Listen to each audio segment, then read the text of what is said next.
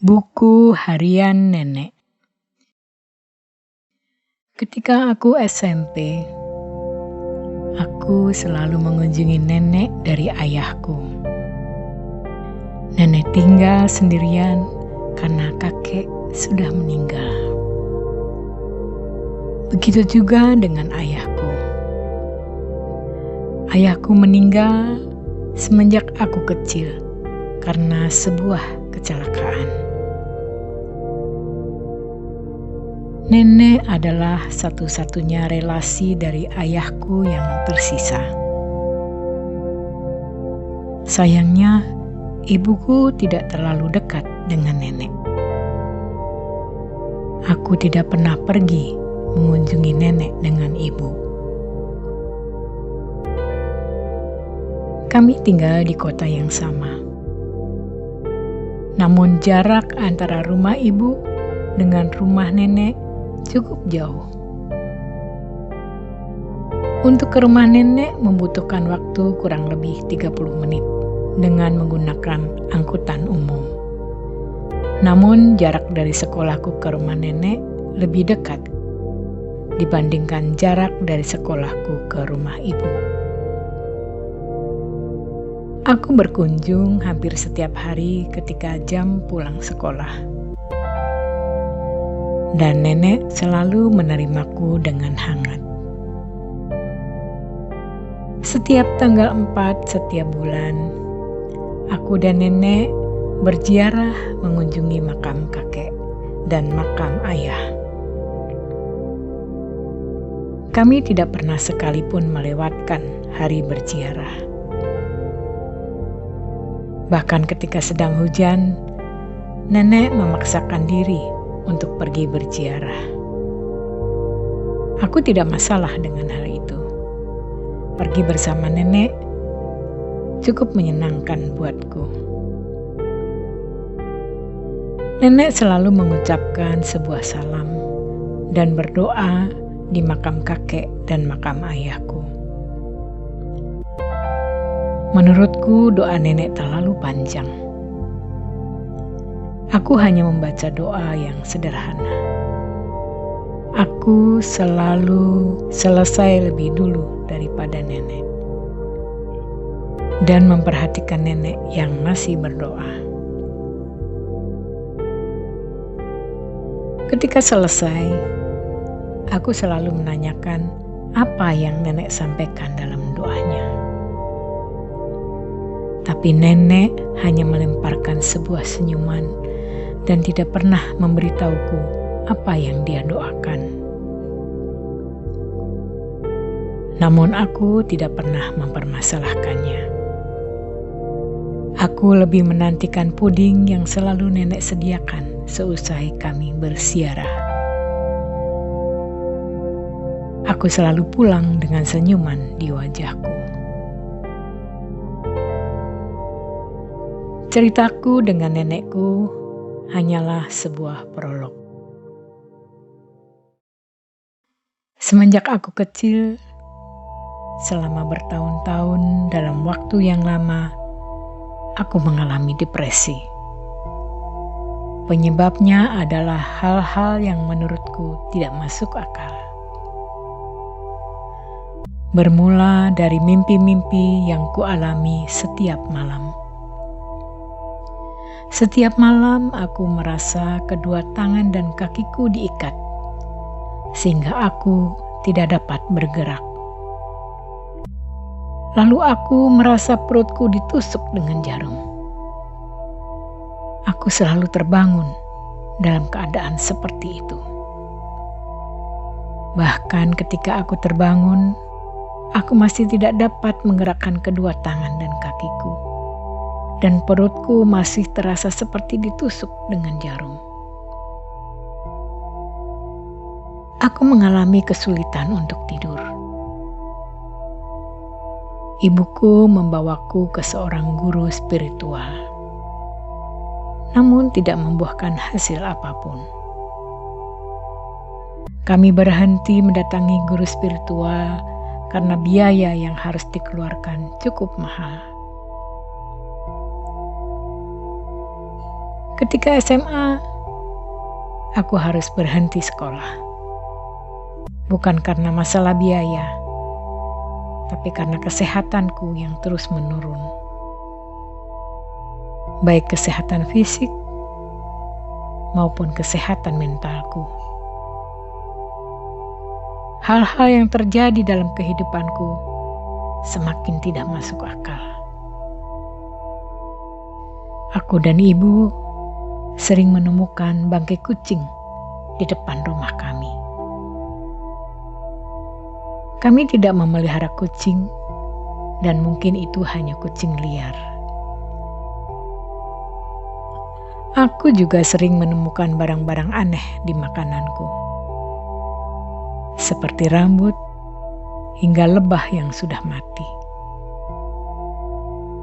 Ibuku bersumpah bukan dia yang menaruh barang-barang seperti itu di makananku. Aku kehilangan nafsu makan. Aku sudah kehilangan akal sehatku. Bahkan beberapa kali aku mencoba untuk mengakhiri hidupku, namun tidak pernah berhasil. Ketika aku mulai jarang menemui nenek, neneklah yang menemuiku. Nenek menemuiku hampir setiap hari ketika ibu sedang bekerja. Nenek selalu memberi dukungan agar aku tidak putus asa.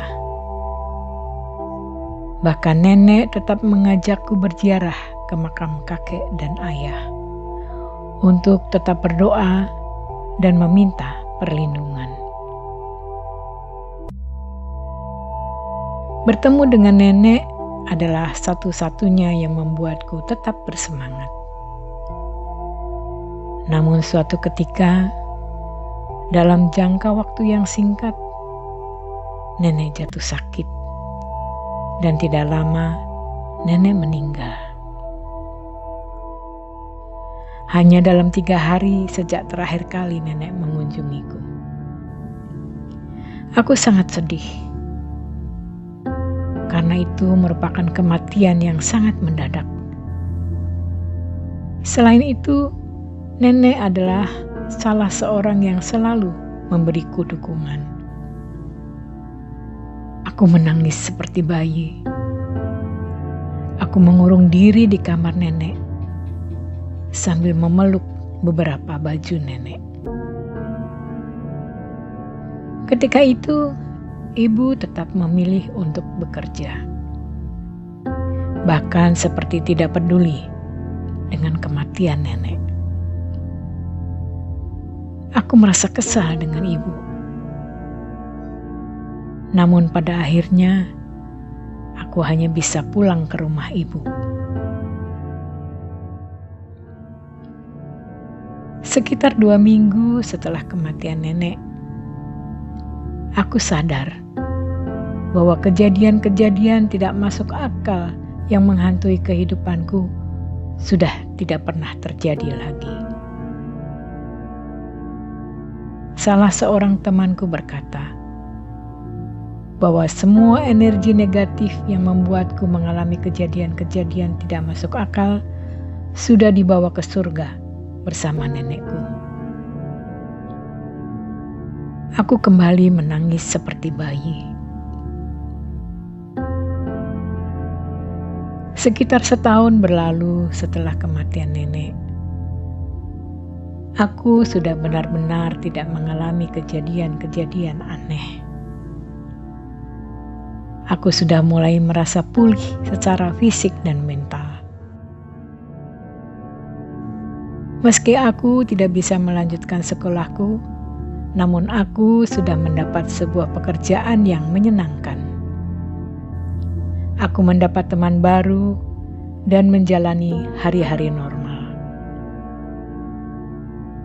Aku sudah bisa menerima kematian nenekku. Aku selalu mengunjungi makam nenek yang bersebelahan dengan makam kakek. Sebelumnya aku tidak pernah mau ke rumah nenek, karena terlalu banyak kenangan di sana. Namun aku merasa harus menghadapinya. Suatu ketika, aku memantapkan hati untuk pergi ke rumah nenek. Untuk membersihkan rumah yang sudah lama tidak dihuni. Aku mengemas barang-barang nenek. Saat itu, aku menemukan sebuah buku harian tua di bawah bantal nenek. Aku yakin itu milik nenek. Aku membuka dan membacanya. Halaman pertama ditulis tepat di hari kematian ayah. Selama ini, aku mengira ayahku meninggal karena kecelakaan. Namun di buku itu tertulis bahwa ayah meninggal karena bunuh diri. Penyebabnya adalah karena ibuku berselingkuh dengan pria lain. Aku merasa terguncang. Jantungku berdegup sangat kencang. Dan aku mulai meneteskan air mata. Aku membaca lembar berikutnya.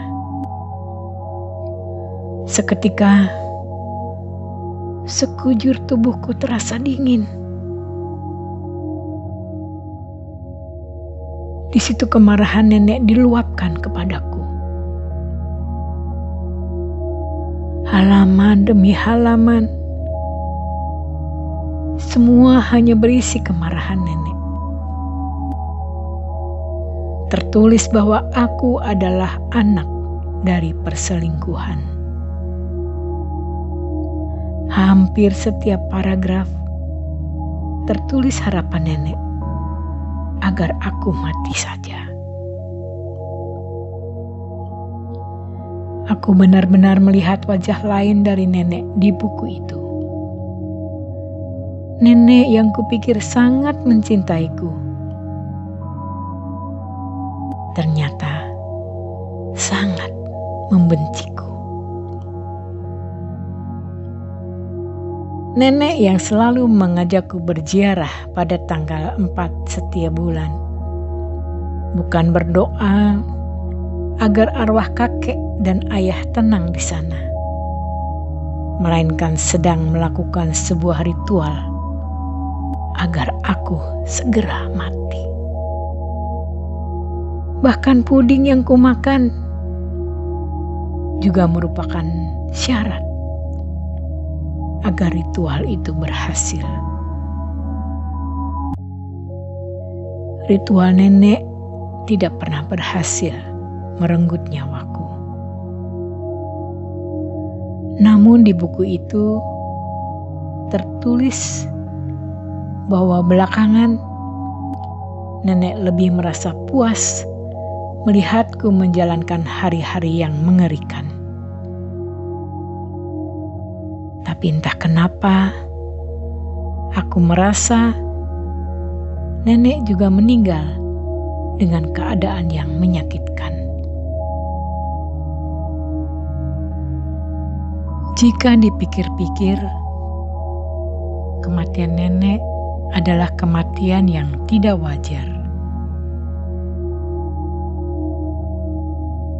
Suatu hari pada tanggal 4, ibuku membawaku pergi ke suatu tempat tanpa sepengetahuan nenek. Hari itu, aku dan nenek tidak berziarah ke makam kakek dan ayah. Keesokan harinya, tiba-tiba nenek jatuh sakit dan meninggal pada tanggal 7 di bulan itu. Aku segera membakar buku harian itu. Tapi aku tidak dapat melupakan apa yang terjadi pada kehidupanku. Setelah bertahun-tahun, aku tidak bisa melupakan nenek. Aku sendiri tidak tahu gambaran nenek yang ada di dalam pikiranku.